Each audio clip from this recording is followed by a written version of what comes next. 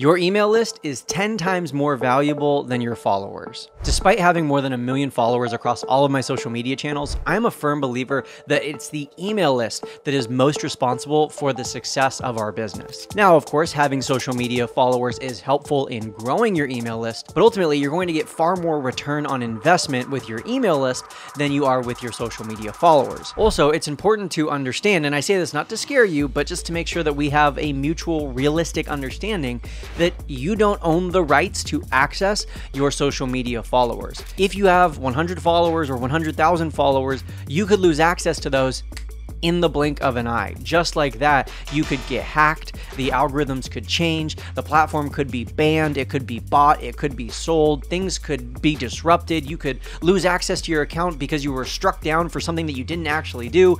That's been happening quite a bit on Instagram recently. I can't tell you how many direct messages I've received from people who are getting their accounts suspended for doing absolutely nothing wrong. And I say all of that to, again, just outline the realistic possibility that you don't own your social media channels. And so you spent months, if not years, growing this platform, posting consistent content, growing a community, and then just suddenly, in the blink of an eye, it can all be taken away from you. That is very scary, and that's putting your business in a very vulnerable position. And so, of course, I'm a big fan of social media, and I'm gonna teach you how to grow your following and how to go viral and how to reach more people. And that's like what 90% of our episodes here at Build Your Tribe are all about. But ultimately, that doesn't matter if there's not a so then what. And the so then what that makes the most sense to me and that I would recommend for pretty much everyone watching or listening is that so then what, so that you can then transition those followers onto your email list. Now, email might seem like something that's archaic, that's outdated, that was effective as a marketing tool in the early 2000s, but not anymore. And that couldn't be further from the truth. Study after study continues to come out showing the effectiveness of having an engaged email list. The key there is the word engaged, because while you might feel like you don't open emails, you do. The reality is you just don't open shitty emails. You don't open clickbait emails. You don't open generic copy and paste salesy emails. You don't open scam or spam, I hope you don't, or promotional emails. Those sorts of emails are kind of like ads on a TV show that you recorded. You're just going to fast forward through them. Or you're going to pay for the upgraded streaming service so that you don't have to watch ads. People don't like ads. That's absolutely true. But some ads are still effective. Some ads are still memorable. Some ads still stand out and convert. And the same is true with an email. And I should also pause right now and say that not all emails are going to be promotional or advertising, but it is true that some emails stand out. Some emails get clicked on. I bet today, even within the last 24 hours, you have, if not clicked on, at least noticed some emails in your inbox. Maybe you got a notification on your phone about a new email and it grabbed your attention. It caught your eye. Maybe you're going to go open it later. Maybe you've already read a few emails today. Emails are important. Emails are how we contact our followers and our customers, our potential customers, in a way that we control. It's the most secure form of doing business online. And that's why today I am so excited to get to share an interview that I recently had with Natalie Frank, who is the head of marketing for Flowdesk. Flowdesk is an email marketing platform which aims to make your emails more engaging and more beautifully designed, while also simplifying the process and making the barrier to entry to both growing and actually sending emails to your email list easier than ever. So in today's episode, I'm going to pick her brain about what makes a good email.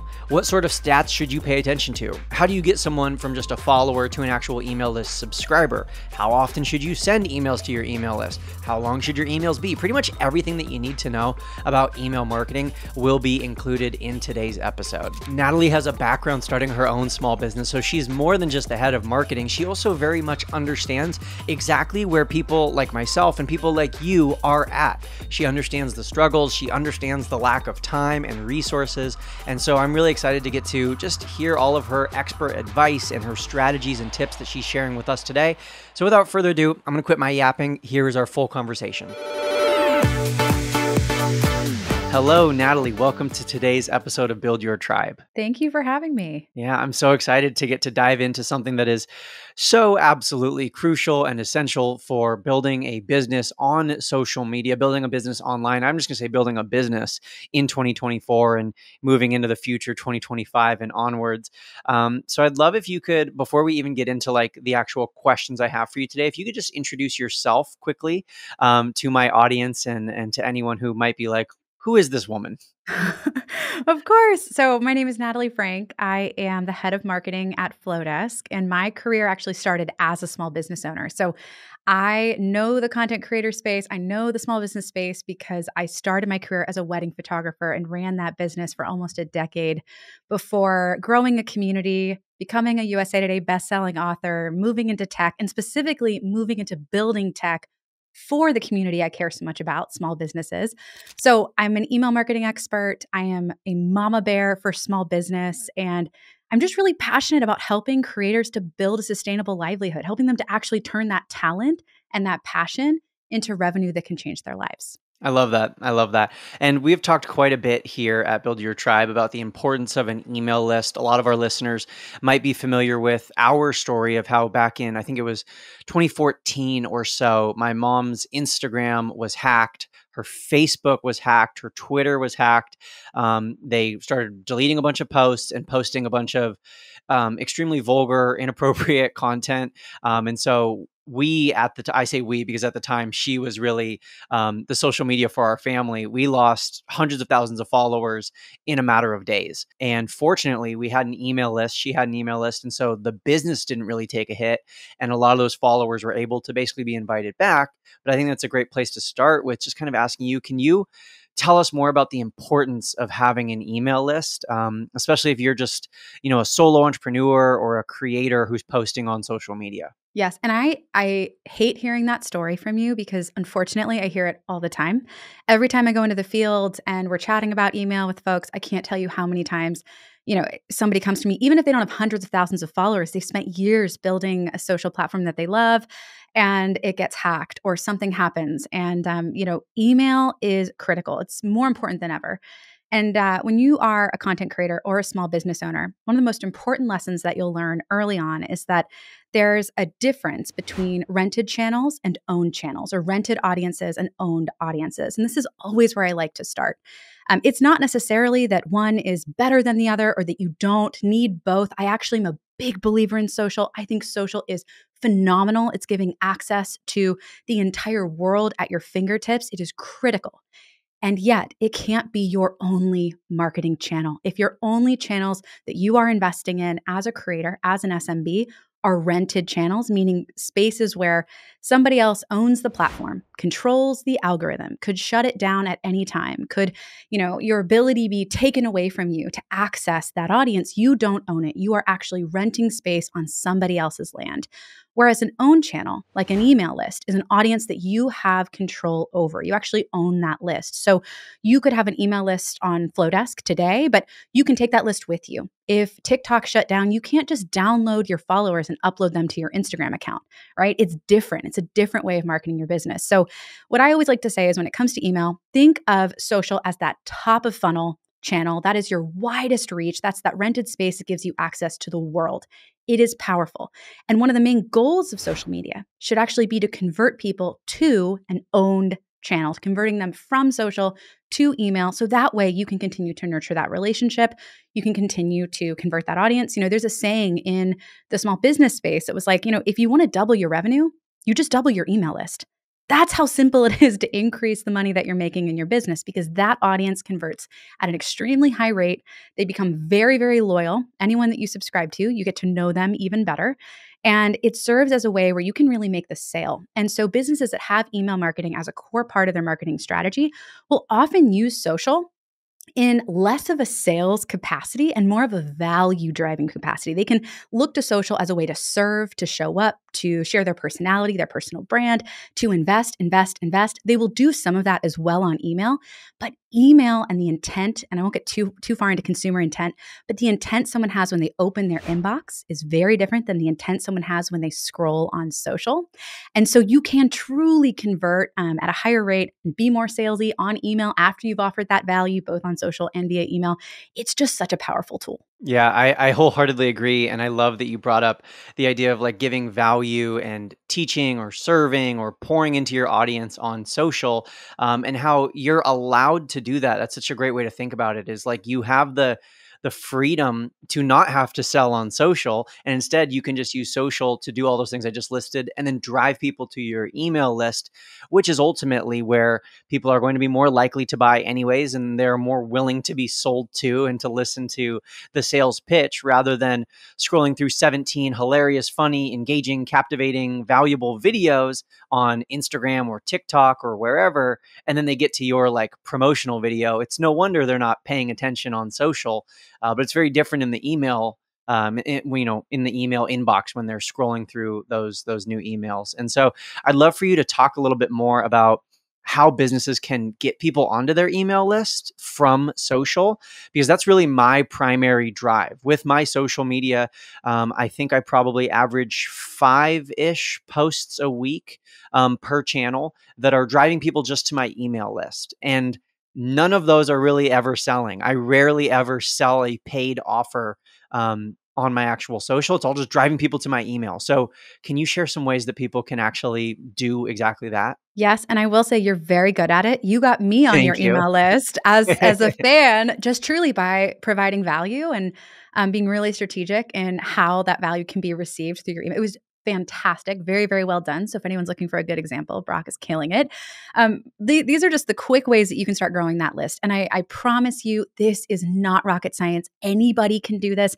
And the best time to start is right now. It's today, right? Especially if you've been investing in social, you never want to just invest in social and not be simultaneously growing your list. So how do we do it? Well, first and foremost, I want you to leverage your link in bio.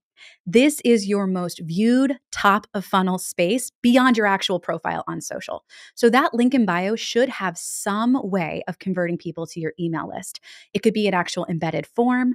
If you're using something awesome like Stan, if you're using Squarespace, Show It, or even Flowdesk, we have a link in bio form that you can use from us as well. All of these different platforms give you a way to do this. You can either toggle on the email collection option or embed a form right onto that page that you're using, but collect subscribers right on your form. I actually recommend having an email acquisition opt-in above every link that you have. It should be a big offer. It should be easy to see. If you're curious, you can go to Flowdesk on Instagram, see how we do this with our link in bio to convert our own subscribers. It's a good example. But have it on your link in bio. Please don't waste that space. Don't just have a listing of too many links where they get analysis paralysis and don't click anything. Like, make sure you are centering email acquisition within that link in bio strategy. You can also, though, use the links to direct to a full page form, a mini course. And I'll talk right now about like, what are some of those things that you're offering? Like, how are you hooking them? How are you actually getting them to give you the email? So it comes down to one of the core principles that Brock, you talk about all the time, which is value and serving. You have to get crystal clear on what does your audience want from you. The way I like to phrase it is ask yourself this question: what could I offer that would be so irresistible that they would be ecstatic to give me their email address? What can you create, whether it's a downloadable file? This could be something like a guide, a checklist, a toolkit, a freebie of some kind. I think the days of like a simple checklist might even be over. They want more value. So like, come to the table ready to deliver. Two types of lead magnets, this is what we call them, to kind of capture those leads that I've seen be really successful beyond digital downloads. The first is a mini course. So especially if you're a creator and you're offering kind of course education materials, or I always give the example, I was a wedding photographer. So even if it's like an engagement session mini course, like what to wear, when to schedule your shoot, all the things that your customers are wondering about and thinking about, even if they're not ready to book you, that should be something presented of value. And you can create a mini course and deliver that. And that's a tremendous value completely for free to grow your list. The second option, or I should say the third, technically beyond digital downloads, mini course, but the second big one that I don't often hear people talk about that I love is a quiz. You can actually create a quiz that your audience takes. And in taking that quiz, they give you their email address, but they also uncover something, maybe even about themselves or their personality. I'm a child again of like the 90s and the BuzzFeed quizzes. And so I am guilty. Like if you do a quiz, I'm taking it, even if it's not particularly relevant to me. But what I love about quizzes is that it also tells you a lot about your subscriber. You can actually learn a lot about what someone's interested in, what type of segment they might need to be placed in, or a workflow that might be most relevant for them. So if you are more in that advanced stage of email marketing, quizzes open up so much information about that subscriber so you can serve them better, which is ultimately the goal.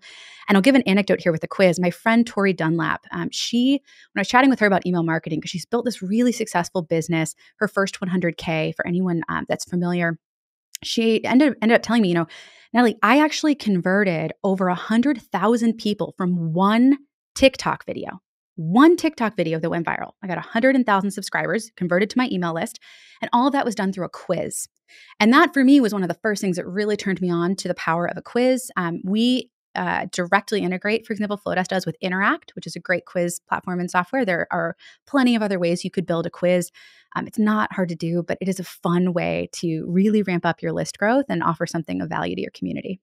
I love that. And I absolutely agree with what you were saying at the beginning of, the days of offering something super simple or kind of basic or not that valuable for free, just for signing up for your email list. They might be over. Like they're just not Right. effective or not as effective anymore. And that's something that's really core for us, like within Team Johnson or within the InstaClubHub, is whenever we're creating these freebies, these lead magnets, we want them to be so flippin' good that really every 60 to 90 days, we're revisiting them and being like, how can we improve this? How can we make this lead magnet even better? Because part of that is, hey, you're going to get more people signing up for your email list if that thing is better. But then also the clear thought is there, if you are giving that much value away for free, then your customer's going to be like, oh, I can't Yes. imagine how much value I'd get if I paid 15 or 50 or $500. Like it's just that first impression, really. And you want to make sure that it's as good as possible. And so I want to, first of all, thank you and affirm that I love the additional ideas besides just digital downloads. We've done a few things with quizzes, and it's really powerful because people they're curious to learn about themselves. Like everyone's favorite topic is themselves, and curiosity marketing is a great way to hook people in. And so if you can get people curious about themselves and get them filling out a quiz, it can be a really powerful tool for lead gen and just getting people onto your email list. Now, something that you said in one of your earlier answers was like, this doesn't have to be rocket science. And Yep. it can oftentimes feel that way. It's like this big, daunting new thing for people. And so I'm curious, specifically talking about Flowdesk, what are some ways that Flowdesk kind of makes it simpler and makes it not so rocket sciencey for these entrepreneurs who are like, listen, Natalie and Brock, this sounds great, but I'm barely staying afloat with learning the Instagram Uh-huh. algorithm. So how do I figure out this whole like email thing? Yes. Okay. So, first and foremost, this entire platform has been built by people that know your business deeply, right? We come from the small business space. And I remember when our co founder, Rebecca, came to my tiny little apartment. I was living in San Francisco at the time. We ordered pizza, we had a bottle of wine, and she pitched me on her vision for the company, for Flowdesk. This was like maybe 6 years ago. And one sentence she said to me stood out above everything else. She said, Nat, email helps them to make more money. And we need to make it so that sending an email is as easy as posting to Instagram. If we can create a platform where sending an email is as easy as posting to Instagram, we can help these business owners make so much more money, build such more successful businesses. And I was hooked. I'm like, that's it. Because email for so long has felt so daunting, so overwhelming, like one more task that you have to do, people don't pursue it. They put it off. And as a result, we have these amazing businesses that aren't actually generating nearly the amount of revenue that they could be if they just had an email list. And so when we talk about Flowdesk, I really want you to think about and how we approach even just building the platform, building the product, stepping into a space that is intuitive and simple and feels like taking a big breath of fresh air where you can actually create and design anything you want. And then our platform behind the scenes in the back end is doing all of that powerhouse work to convert whatever your vision is into a high performing, high converting, fantastic deliverability email. We have patented technology on the design platform that Rebecca and Martha and Trong, our entire co-founding team, built.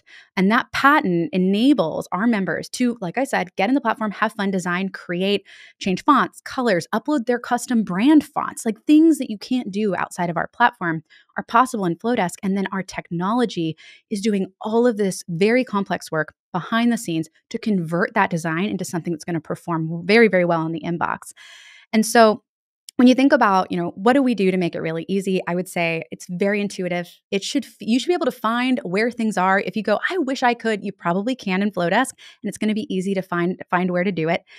Good design. Good design. It is more important today than ever before. I won't go on my rant on this one, but we're living in an era where more people are starting small businesses. More people are becoming creators. 2023 was a record-setting year in the United States for new small business applications. And that came after 2 prior record-setting years for new business applications. Why is that relevant?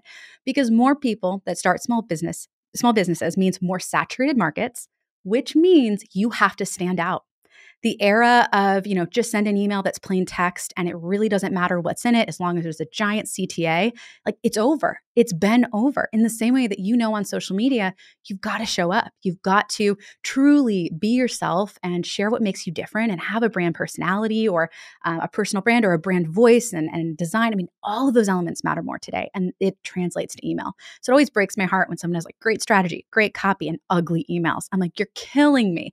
So we make design really easy. You don't need to know how to do design. You don't need to know how to code. You just get in there and play. It's very similar to Canva in terms of functionality. So if you're familiar with that platform, hop into Flowdesk. It'll feel right. And the last thing I'll say that I really love about what we do is our price.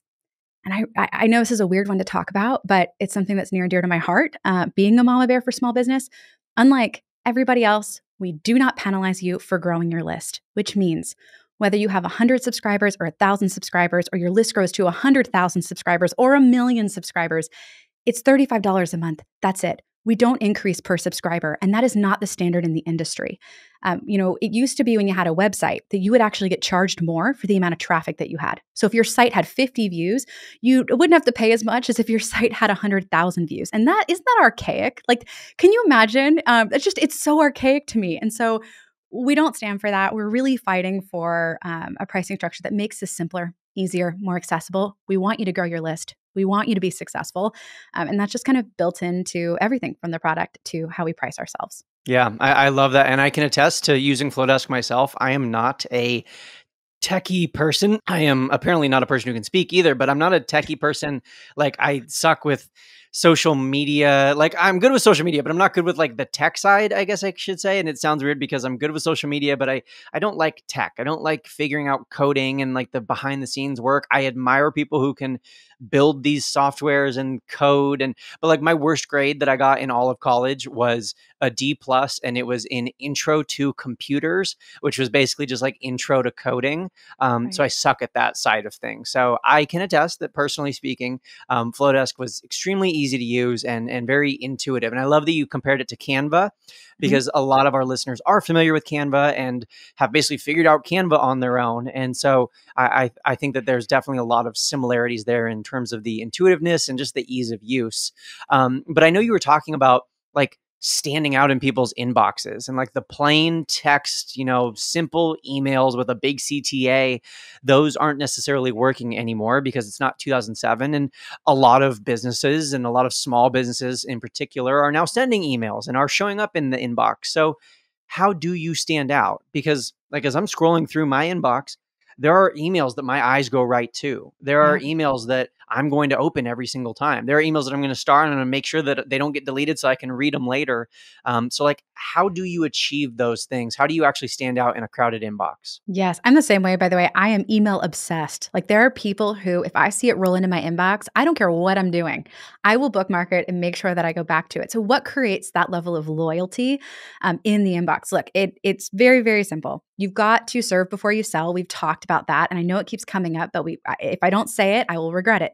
You have to focus on giving value in the inbox and creating that loyalty. I often say, like, especially as an SMB, a small business owner, creator, unlike a lot of things that can be purchased, like visibility on a feed, loyalty has to be earned. Like, true loyalty has to be earned. So start there. Create content, create emails that you would actually want to open. Like, that's where you start.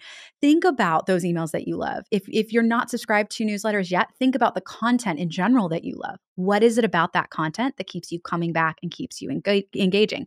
I've talked about good design. I think, look, in a world of homogenous, now quickly becoming AI generated, where everything sounds the same, looks the same, chat GPT is writing everyone's copy. I mean, you have to kind of break that mold in order to create those really impactful emails that deserve those high open rates, week over week, month over month. And so start with creativity. Think about whether it's storytelling, what your strengths are, if it's humor, if it's education and information and data, lean into it. There are so many different formats. There's no shortage of ways that people send emails, from, aggregated and curated knowledge and insights. I think of the Skim is one of my favorites. If for folks that love something similar like Morning Brew, there are different platforms that aggregate info. It's highly educational, very quick snippets, but it's valuable content because I don't have to scroll through 20 news articles to get just exactly what I need to know to go about my day. Versus, I think about Jen Olmstead from Tonic Site Shop. She runs a really incredible design store, and they create all sorts of design templates for small business owners. Her emails are hilarious. She writes about growing up on an ostrich farm in Texas, and her stories are so funny and so dynamic that I bookmark her emails whenever they come into the inbox. And I could go on, but it goes back to create emails that you yourself would open, and you're ultimately going to find that you stand out.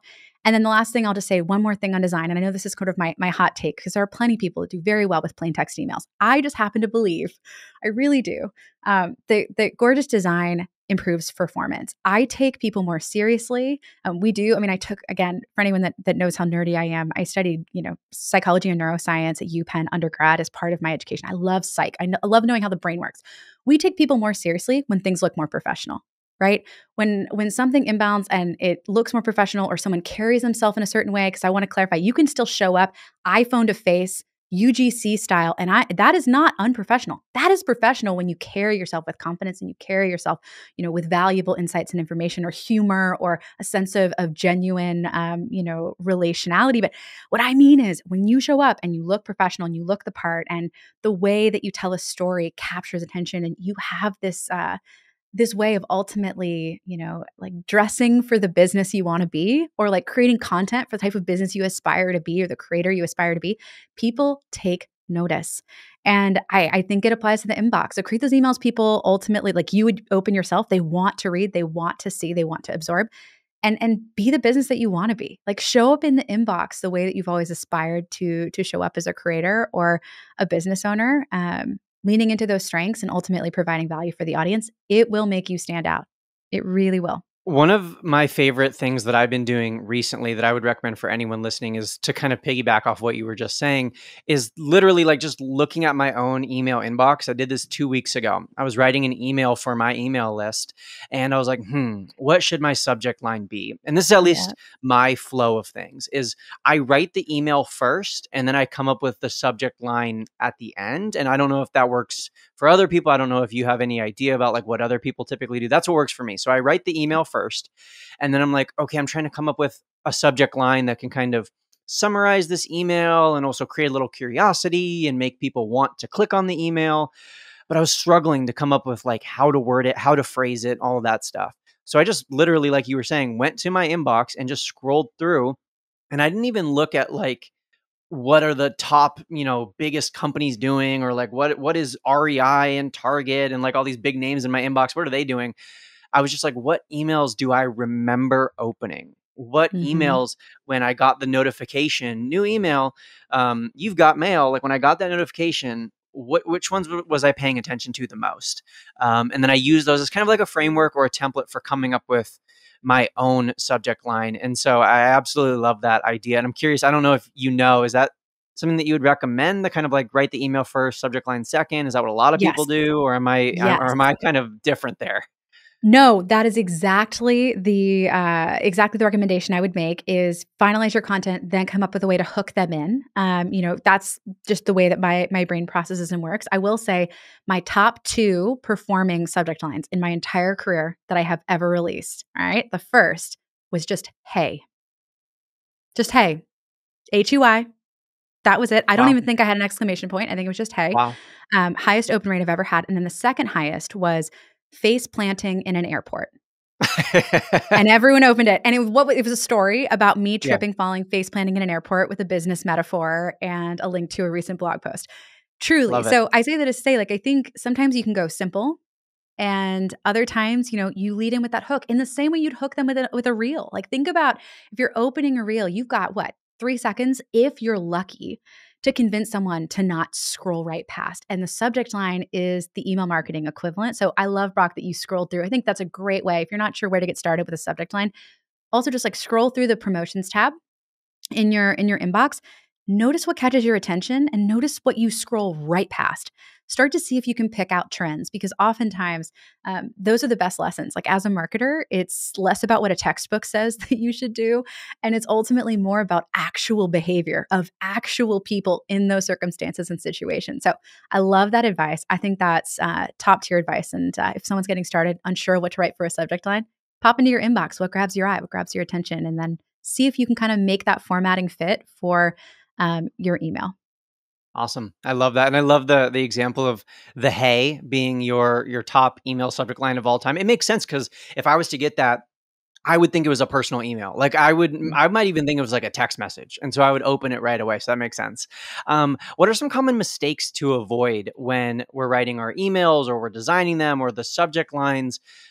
Any common mistakes? And I want to ask one in particular that Yep. I don't, obviously we can't give legal advice here, but I heard this on, I think, Threads the other day, that if you Mhm. put RE colon at the beginning of your subject line as if the email was a reply, someone said that's illegal. Is that true? Ooh. Like, I've never heard that before. It's never something that I've done or have recommended, but I'm now like concerned. Is that something that should be on the lookout for? And are there any other things that I should avoid in emails?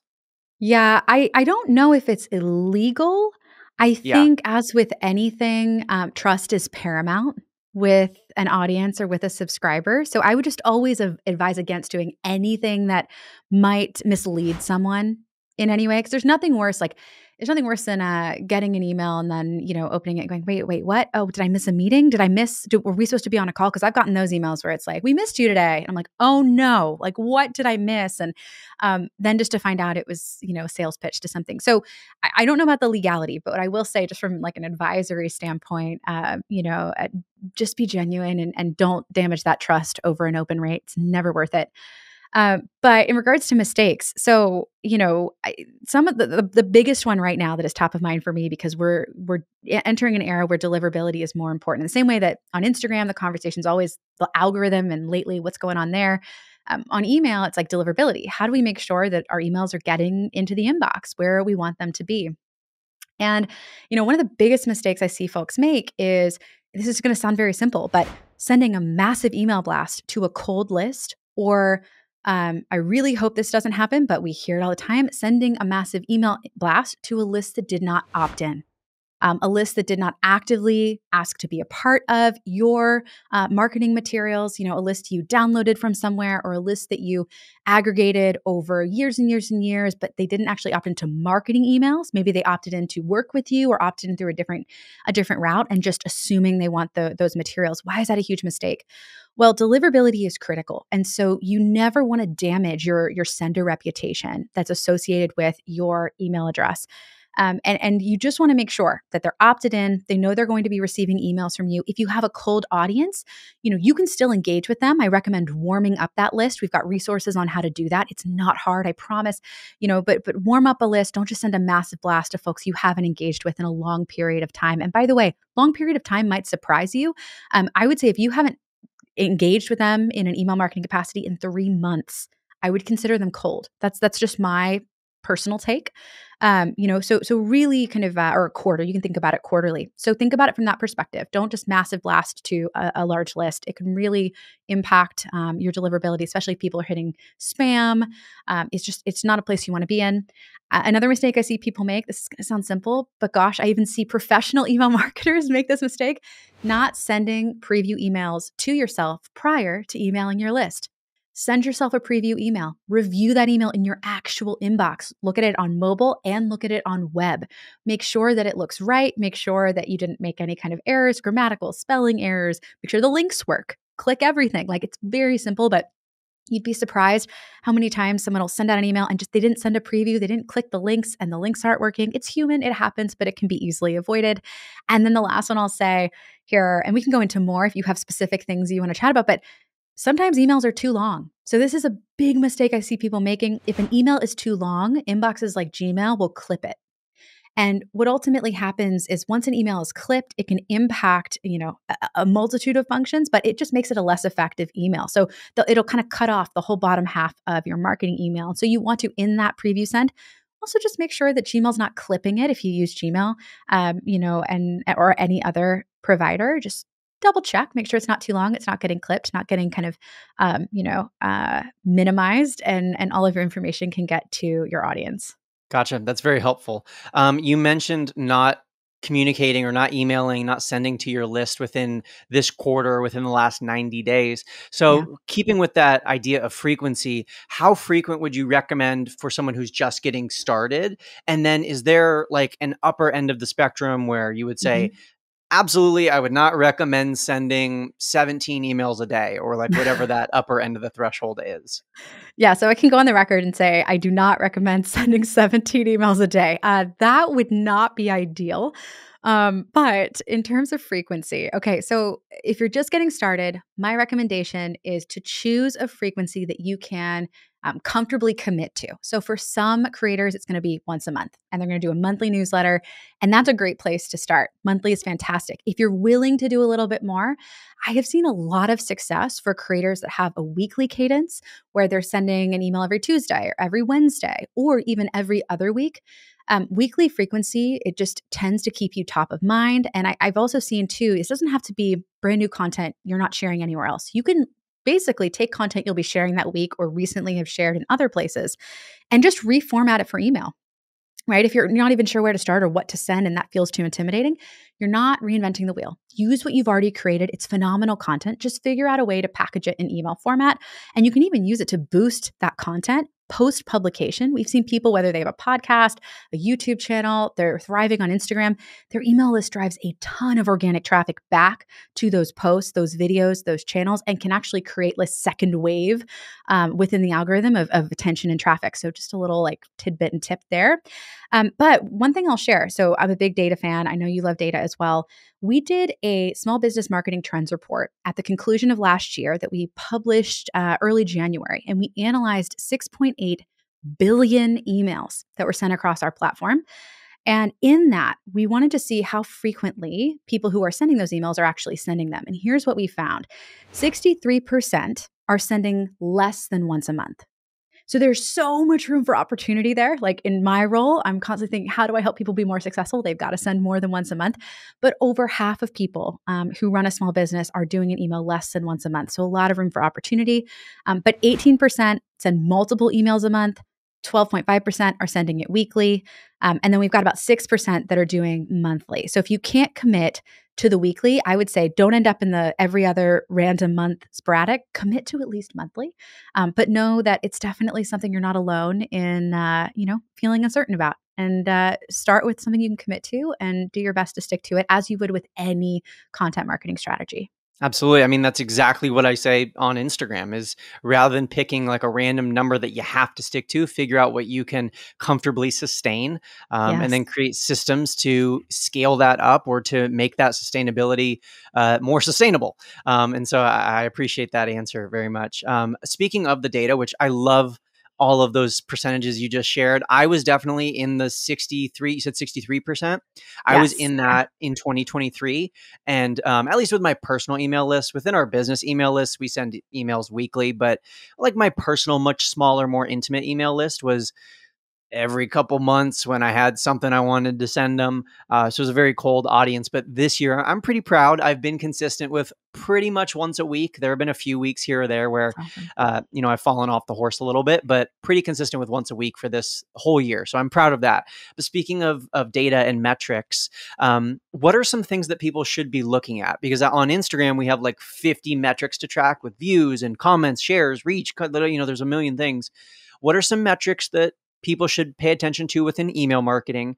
And then do you have like baseline, quote unquote, numbers that people can strive for? Yes. Okay. I love this question. And I'm going to make it really simple and really straightforward. There are two metrics that you should pay attention to with email. There's more than that you could, but two that are fundamental and critical. So the first is open rate. This is the percentage of people that are actually opening the email. What determines this most likely is either your subject line, like we've talked about. What's the hook? How are you getting them, convinced to actually open? And or your general loyalty and reputation with that audience. Like I said, there are some emails where the subject line doesn't matter. The minute I see that name in my inbox, I know I'm going to open it, and that's earned. So, subject line helps to hook, especially for new folks. And then that reputation that you develop with your audience, it's earned, and that also influences open rate. In regards to benchmarks, yes. So, going back to that report that we did, 6.8 billion emails, here's what we found. Amongst segmented audiences, meaning audiences that aren't just massive blasts, but actually segmented and tailored, we found an average open rate of 48.26%. So 48% open rate, which by the way, that's a very healthy open rate. And I'm really proud of that number just as a platform. So we found on our platform across those emails. So segmented. Now, unsegmented. So these would be larger lists, cold audiences. We're looking at a much lower open rate of 14.98%. So we can say 15% on average. One thing this illustrates, though, as well, is when you have a segmented audience, you have an audience that the content is really tailored to their interests, their needs, you're serving them regularly, they're a part of your core audience, they're much more loyal. They're going to open that email far more often, 48% of the time versus 15% of the time if it's just a random, massive, unsegmented portion of your list. The second metric that you pay attention to, other than open rate, is your click through rate. And this is the number of people that are ultimately clicking the CTA in the email to go anywhere that you're sending them. It could be an offer, a sale, a blog post, or a resource, you name it. What is the rate of people that are actually clicking through? And we found, by the way, this rate is much lower. You have to think about it as if you send to 100% of your list and it's segmented, you're getting 48% that open it, but what percent actually click? It's going to be a subset of that 48%. So the segmented average is about 2%, is a really healthy average amount, 2% click through rate, CTR. Unsegmented, we found at 0.08%, much lower, but that again makes a lot more sense. So I would say really healthy audience. You're going to have about 40 to 50% open rate if it's segmented. And then for click through, we're looking at right around 2%. By the way, if it's higher than that, bravo on either metric. It's an indication that you're doing something very, very right. And the last thing I'll say is don't overlook, outside of metrics, don't overlook the qualitative feedback. One of the most impactful things that you can do when sending an email is ask people to reply. If you tell a vulnerable story, if you're telling something funny, it doesn't matter. Ask them to reply, ask them to engage with you. Sometimes you can find that your most successful emails may have pretty standard open rates, pretty standard click through rates, but they kind of result in this abundance of meaningful replies. We've seen that. We've heard that from our community, especially when people are really investing their heart into their list, they'll get replies with stories. They'll get replies with testimonials. They get replies that are just heartfelt and genuine. And it's like fuel, right? It's feedback fuel to keep going as a small business owner in the same way that DM, that inbounds when you least expect it from somebody that's like, hey, you really changed my life. I have to tell you, the images you captured of our wedding day, they really changed my life. That reel that you posted made me feel less alone because I've really been struggling on social. And Brock, you made me feel like it's not just me out here, like grinding and trying to make something, matter in this world. Like that kind of feedback, although it's not a metric, it matters. Yeah, I love that, and that's something that I try to do, and I didn't know it was a best practice. I've learned that it's a best practice, but it's something that I Yeah. do every once in a while, actually, kind of frequently. Is just like asking my audience to reply and asking them to engage back, and I kind of think of it the same way as like commenting on a social media post. It's getting their input and kind of starting a dialogue instead of just this monologue. And so I love that tip. I know earlier you were talking about how easy and intuitive it is to use Flowdesk. And I really feel like it's easy and intuitive to create these beautiful emails that stand out, that don't take a ton of like coding and, graphic design background and all of this stuff. I'm curious though, can you give us a little like hush hush sneak preview of maybe anything that's coming to Flowdesk, any upcoming features or improvements, or just like things that we can hear about right now before they're officially unveiled to the world? Yes, I love doing this. This is like we're in our innovation era right now at Flowdesk. That's what I would call it. We're applying gorgeous design to things that either you can't have on other platforms, like they just don't have them, or you have to like buy it on a third-party software and then make it integrate into an email. And I'll give some examples of what's upcoming. So, one, we are launching a poll layout block, which means you can start putting polls directly in your email. They're gorgeous. They match the brand and the design of the whole email, and you can even export that data in a CSV, but that's coming very, very soon. We wanted to launch that prior to the fall for our marketers that want to leverage polls to figure out what sales they're going to offer, what products to roll out for Black Friday, Cyber Monday, you name it. Poll layout block built right into the email, and they're beautiful. We're also playing a lot with forms. Look, forms are the gateway to growing your list. Right? That's what someone lands on and ultimately decides whether or not they're going to give you your email info. Standard forms have been around forever. We have them. Even our standard forms are beautiful, but we're playing around with like, what more could we do? So we recently launched video forms, which allows you to have a video at the very, very top of your form, like a landing page with an embeddable video, but you can do it with like 3 clicks and it's done. It looks beautiful. Next up, this is like top secret, but I'm really excited to share with you. We have spinner forms. So you can actually, someone will enter their email, click the spin button. It will ignite a spinner that will start spinning with different options on the wheel. And you can give away, anything. You can give away a discount. You could give away a product. You could give away, and they get a coupon code that they can then redeem through you, which is super fun. Countdown timers. We love FOMO. We've been asked forever to incorporate countdown timers into Flowdesk. We recently, last year, launched them in our email. So you can actually throw a countdown timer into an email to drive that FOMO and that urgency built right into the platform. And now it's coming to forms. So you can actually have forms with that embeddable countdown timer to really ignite that FOMO, get people subscribing. What else? Oh my gosh. I mean, we're working on a lot. Like we truly are. Integrations. I can't reveal the names of the brands, but what I can say is we have some big integrations coming up as well with incredible companies all of y'all are probably working with, using and loving, just to help you grow your list through them as well. And the best part about all of this is that we build for our community. So Flowdesk, as most of y'all know, we're completely bootstrapped. This is a company that we build for our members, not for a board or for investors. Like we're building for the small business owners. So if there's a feature you ever want or you see someone else have, or you're like, they have it, but my gosh, Flowdesk could do it so much better, which is one of my favorite requests, we actually have a public roadmap. You can go online, see our public roadmap with everything that we either are working on or, exploring working on. And our members actually upvote the features that we're building. So we really look to our community for their ideas and what they want. And then it's our team to ultimately go and create the most innovative and beautiful version of that feature that will help them to make more revenue and build a more sustainable business. That is so flipping cool. And I feel like I want to create a roadmap for like the InstaClubHub and this podcast and like every business that I have so that people can directly vote and upvote and just see where we're headed. Cause I think that's so flipping smart. And so thank you for sharing all of that. I appreciate all of the disclosures that were just made.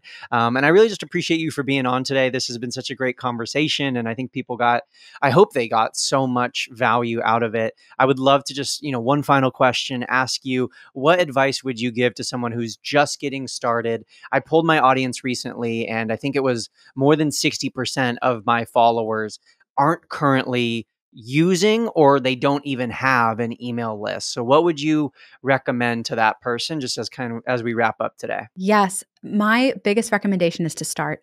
Start now, start with nothing, just start. Stop putting it off for another day when you feel more prepared or the timing feels perfect. As with anything in business, there's never going to be a perfect time, but just start. One of the cool things that you can do with Flowdesk is forms are free. So even if you're not ready to send that email, even if you're not ready to figure out what content goes into it or how you're going to create that cadence that we talked about, you can still create your forms, embed your forms, and at least start growing the list. Start gaining that contact information for your followers that love to hear from you. And then when the time comes, you'll be ready, right? You pay once you start sending those emails. You can use your forms in perpetuity to collect emails. Our hope is that when you're ready to send the email, you'll choose us, that you love our platform. But also, when we talk about owned audiences, the beauty and the real kind of heart behind everything is even if you choose somebody else, you can take that list with you. And so I would encourage you to start now. And then the last thing I'll say is your voice matters.